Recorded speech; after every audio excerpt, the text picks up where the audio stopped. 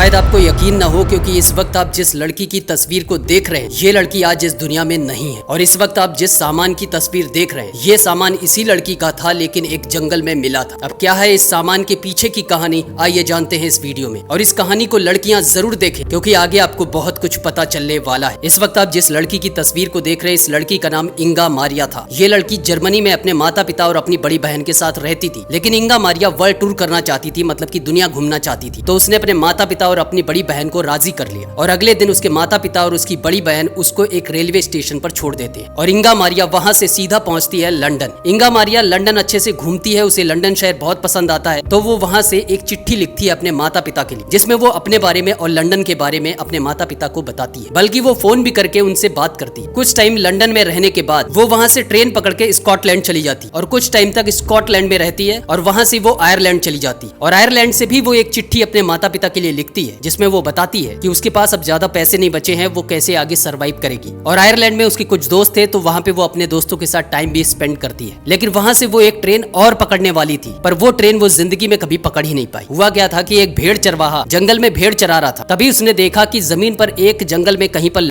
पड़ी हुई है। वो भागते हुए उस लड़की के पास गया। उसने देखा उस लड़की की हालत को, उसके होश उड़ गए थे। वो भेड़ चरवाहा वहां से सीधा पुलिस स्टेशन पहुंचा। उसने पुलिस को इन्फॉर्म किया। पुलिस जब मौके पर पहुंची तो सबसे पहले पुलिस ने देखा कि उस लड़की की गर्दन टूटी हुई थी, उसके शरीर पर काफी चोटें थी और उस लड़की का पासपोर्ट किसी भी सामान में नहीं मिला, बल्कि उस लड़की का एक आइडेंटिटी कार्ड मिला, जिससे ये तो साबित हो गया कि ये लड़की कौन है और कहाँ की है। पुलिस ने उसके माता पिता और उसकी बहन को इन्फॉर्म किया, बताया कि आपकी बेटी है। उसके माता पिता को पहले तो यकीन ही नहीं हुआ कि ये कैसे हो सकता है, क्योंकि मेरी बेटी तो वर्ल्ड टूर करने गई है और वो मुझे वहां से चिट्ठियां भेजती है, मुझसे फोन पे बात करती है। पर उसके माता पिता सीधे मौके पर पहुंचते हैं तो लड़की के माता पिता कहते हैं कि कुछ भी हो जाए इन्वेस्टिगेशन आप जरूर करिए और पता लगाइए कि किसने ये सब किया है। अब पुलिस क्या करती है कि सबसे पहले वहां से सारे एविडेंस जुटाती है, कुछ एविडेंस डीएनए टेस्ट के लिए भी भेजती है। अब मैं अगर ज्यादा इन्वेस्टिगेशन बताऊंगा तो वीडियो बहुत लंबा हो जाएगा। मैं सीधा सीधा बताता हूं कि पुलिस ने सारे इन्वेस्टिगेशन की जितनी भी चीजें थी सब कुछ की, पर यह पता ही नहीं चला कि उस लड़की के साथ ऐसा किसने किया था। और साल 2006 में इंगा मारिया के जो पिता थे उन्होंने इस दुनिया को अलविदा कह दिया और साल 2019 में उसकी मां ने भी इस दुनिया को अलविदा कह दिया। लेकिन दोनों ही हमेशा अपनी बेटी के बारे में सोचते थे और सबसे बड़ी बात तो ये सोचते थे कि जिसने उनकी बेटी के साथ जो किया वो आज तक पकड़ा ही नहीं गया। और सबसे बड़ी बात यह है कि आज का जमाना तो था नहीं, क्योंकि साल 1988 की बात है। उस टाइम ना टेक्नोलॉजी थी, ना मोबाइल थे और ना ही ऐसा कुछ लोकेशन पता करने वाली चीज थी। अब आपने इस कहानी से क्या सीखा कमेंट सेक्शन में जरूर बताना। और एक बात मैं आपसे जरूर कहना चाहता हूँ कि आज के टाइम में कुछ लोग हैं जो सोलो मतलब कि अकेले ट्रेवल करना पसंद करते हैं। कई जगह पे लड़के लड़कियां घूमने जाते हैं। मैं उनसे ये रिक्वेस्ट करता हूँ कि आप अगर जाते हैं और ऐसी किसी सुनसान जगह से गुजर रहे हो तो अपना ध्यान बहुत ज्यादा रखें। हो सके कि किसी के साथ निकले,